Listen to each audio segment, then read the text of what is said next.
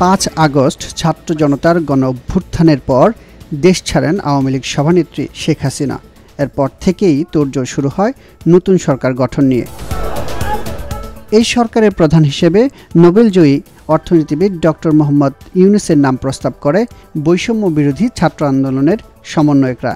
সেই প্রস্তাব অনুযায়ী ডক্টর মোহাম্মদ ইউনূসকে প্রধান করে 17 সদস্যের উপদেষ্টা পরিষদ গঠনের প্রক্রিয়া চলছে।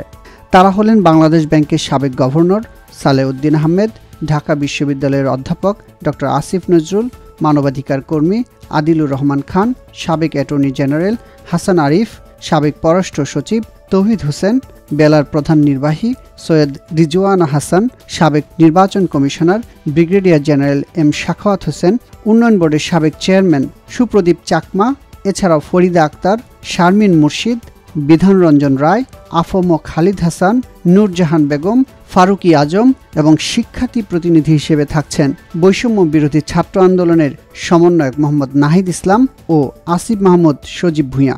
বৃহস্পতিবার রাত 9টায় বঙ্গভবনে তারা শপথ নেবেন।